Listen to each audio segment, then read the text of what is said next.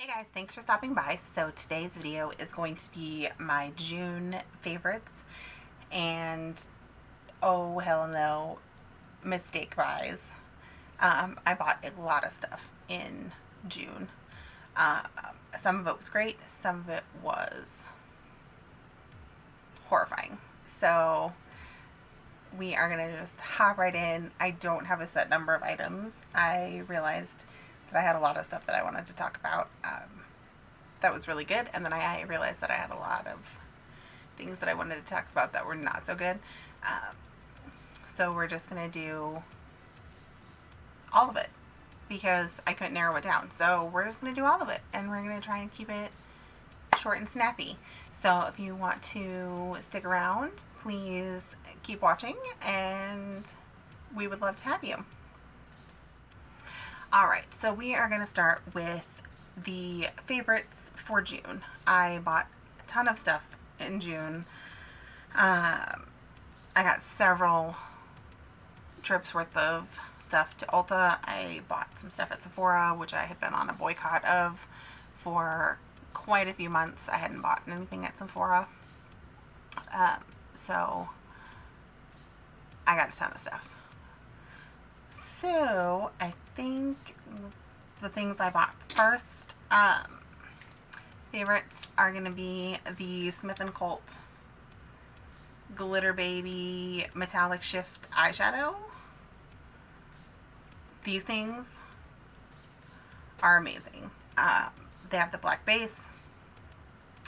They are the multi-shift color, so it looks like you spent forever on an eye when you really just put on this one thing and blended it out with like a brush, and it takes no time, and it looks amazing, and it looks like you spent forever on it and you didn't really do anything, and it's great. I have ice blue, blue to pink, I have jade, and I have fiery copper. And I wore fiery copper the other day and it turned out fantastic. They are the ones that have they're like a lip gloss tube kind of. They just come out like this.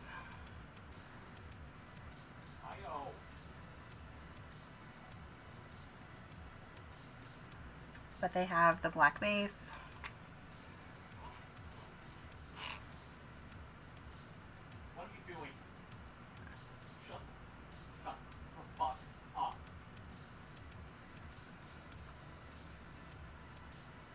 So you can kind of blend them out and they get really smoky. So it looks black, and then in the light, it catches the light. They're fantastic. I love these guys, and I get a ton of compliments when I wear them. So I bought several shades of those guys. And they last all day. I just put them on over my NYX primer, and I can easily wear them an entire shift at work. So at least 8 to 10, 12 hours, no problem. I also bought this Morphe M173 face buffing brush for my cream contour. This thing is amazing. If I wasn't using it for cream contour, I would probably use it for concealer, like under my eyes. It just buffs everything in so nicely, and like it doesn't buff all the product off your face. It just kind of like gently buffs it in. It just looks so nice. This thing is great. I love it. Another favorite I bought was the House of Lashes Iconic Light Lashes. These are synthetic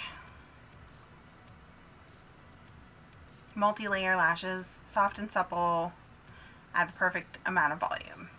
Obviously they're not in the packaging. I have them on my eyes currently. I normally have a hard time with the lashes that have the thicker band. So I normally don't wear them, but these have a more flexible band And even though it's like a thicker, kind of typical band that isn't as flexible, it's still more flexible than like the band that comes on like the Lily lashes, and things like that. So it's easier to wear, and I feel like I don't notice that it's there, and I don't feel uncomfortable wearing them. So I have really liked these. These were, I think, $12. The Smith & Co. glitters, I think, were $23. Don't quote me on that. I think they might have been only $20 possibly. And the Morphe brush, I think, was $9. I'll put prices in the description box. Let's see, what else? This I've really enjoyed. This is the Heartbreaker Jelly Lip Plumping Mask with Ceramides Aloe Vitamin E Boost. Vegan, organic, natural, non-GMO, gluten-free, animal cruelty-free, made fresh, harsh, chemical-free, by Truly Organic. This was in the Impulse Buy section of Ulta by the checkout. And it got me because it looks like a pot of glitter happiness, and I love some glitter. So it's like just a jelly glitter. It smells like peppermint and looks majestic. You just put it on, you let it sit for like 3 to 5 minutes, you take it back off. It's made my lips, I don't know that I noticed that they're necessarily plumper. They definitely look like a little fuller, but that's really neither here nor there. I like how it makes them feel afterwards. I definitely had to look and make sure that it wasn't made with bee venom, because some of the plumping products are made with bee venom extract, and I am deathly allergic to bees.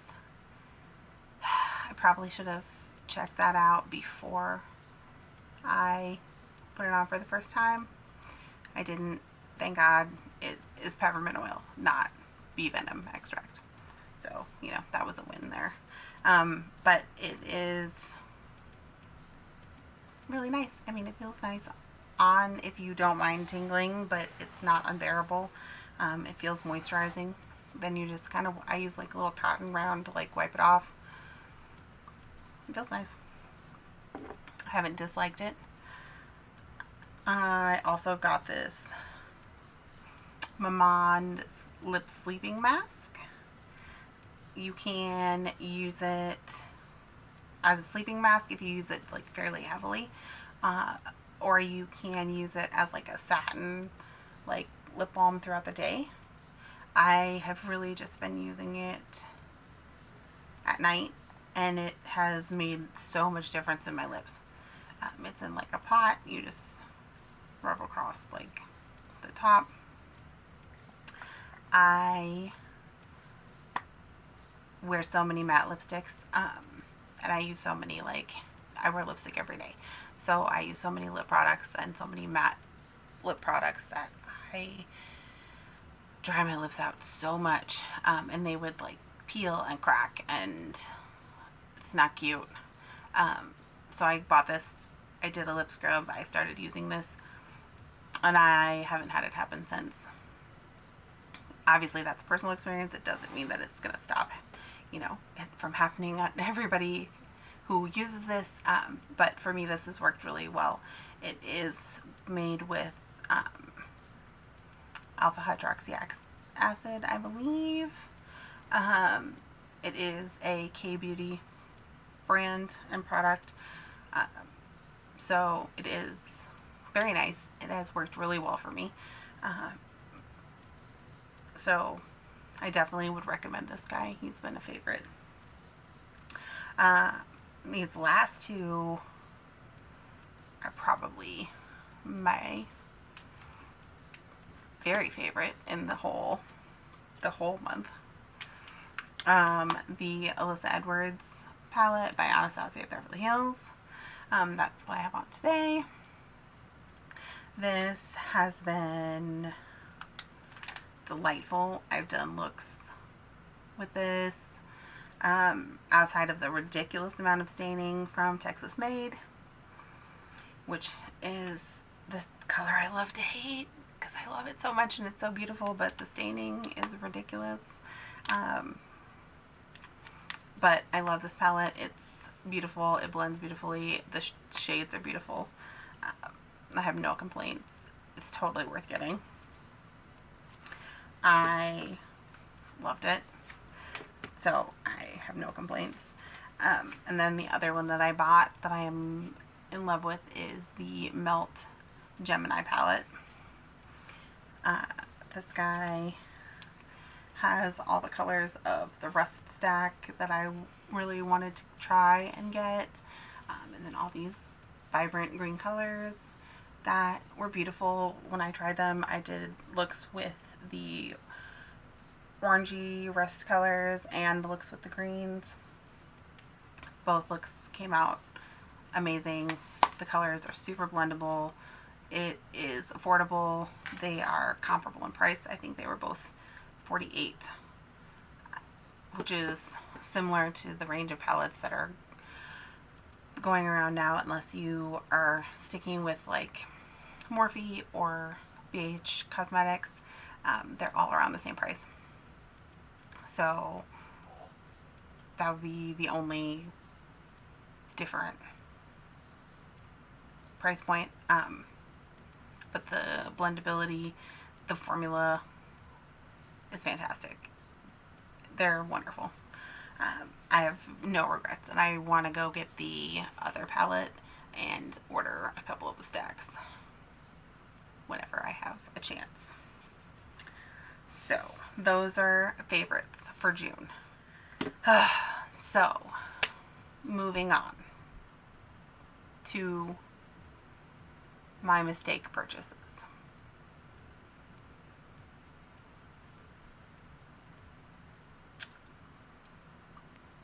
Let's start with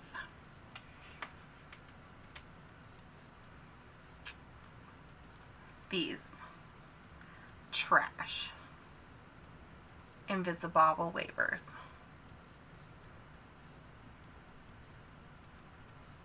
I don't even have words for these horrifying bobby pins. Bobby pins, if you can call them that. They don't hold anything. They are not flexible. Who makes a bobby pin where the tip of the plastic isn't flexible? How is it supposed to hold the hair? How is it supposed to do anything? Why are they $8 and you only get 3? The cost per pin is insanity. You could buy a coffee for as many bobby pins as these are. I haven't touched them since I only had 2 left, and I need more than 2 to hold up my hair. So they're garbage. First regret. Second regret was the Juvia's Place foundation that I ordered and have already taken the back to Ulta because that was horrifying. If I had wanted to look like the Joker from Batman, that's really the closest thing I could relate to. It looked horrifying on my face. It just was like floating on it. It didn't do anything. It was full coverage, I will give it that, but only for a couple hours. It did nothing for me. It didn't stay on. I couldn't set it enough to make it stay on my face. One of the other girls at work tried it. It, after setting, moved so much that she touched her delightful chocolatey skin and touched the keyboard at work, and then I touched the keyboard after her and touched my face, and I had her foundation on me. It's it's not a win. If I had the packaging with me, I would throw it in the trash immediately. It was horrifying. I'm upset that I can't just throw it in the garbage. And if I had money to just throw away, I would have thrown it away and not taken it back.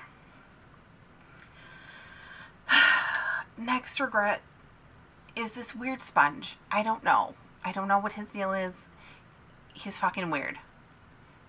You get it wet and it's wet, but it's also dry and it like blends stuff, but then when you go to use it,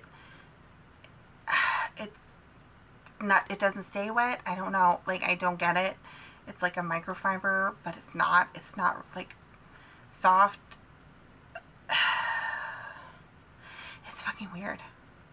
Like, it dries out super fast, but it's not really dry. You can feel that it's still wet. It just feels dry, like on the microfiber tip part. And then you go to use it with the powder and it's like, it doesn't do a bad job. Just the fact that it feels dry and I feel like I need to add more liquid. I don't like it. I want to be able to feel that it's wet. So, no. What else do we have in this heap of garbage nonsense?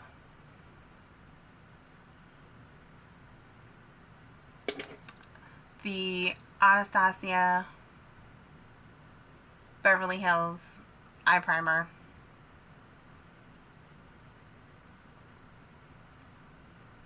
Did nothing. Did nothing for me. It was expensive. It creased after 10 hours. I had no shadow left at all after 10 hours. It was just basically a blank canvas with a just line of shadow in the middle of my crease where the shadow used to live. It did nothing. It just ate the shadow. And I'm not even touching the tube.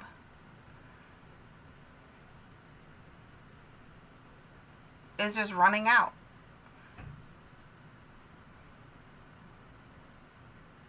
Not even touching the tube. Not squeezing it. Nothing. It's just running out. So, not efficient packaging. That's like just a product waster. It was pigmented, which was nice. I'm pale though, so it doesn't really matter. It kept my glitter on the day that I did my glitter eye, but it would have stayed on anyway the day I did it with shadow. It made no difference. And it's like 3 times the price of my NYX shadow primer, and it did nothing. So, I'm over it. It did nothing. It's trash. Next thing, this is the Heroin Glow 2 by Juvia's Place. Actually, I like the highlighter it's the highlighter. I like the highlighter that's in here, but let's talk about this packaging. This packaging is ridiculous. Look at how big this is.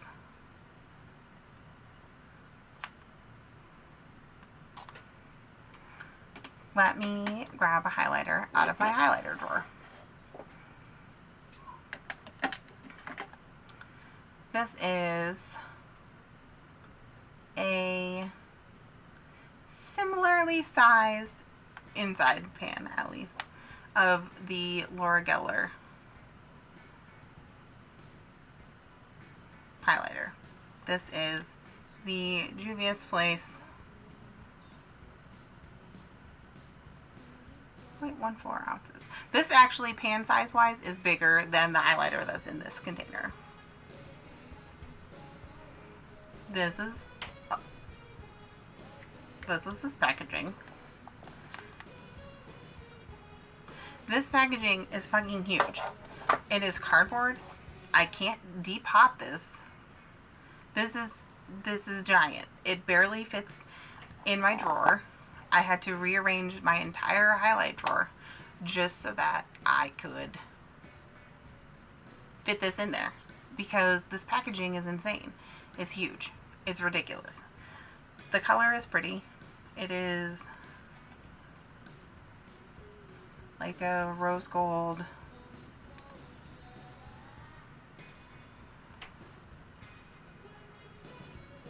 Kind of highlighter. I mean, it's pretty for, you know, for what it is. No shade on the brand. I love their eyeshadow palettes. But that packaging is fucking heinous. It is huge and ridiculous and obnoxious. And who has that much space in their makeup drawer for a package that size? It's absolutely idiotic. Alright, so that is it for my June favorites and hell no mistakes purchases. I hope you enjoyed, possibly got something useful or at least some laughs out of my terrible choices that I might have made this month.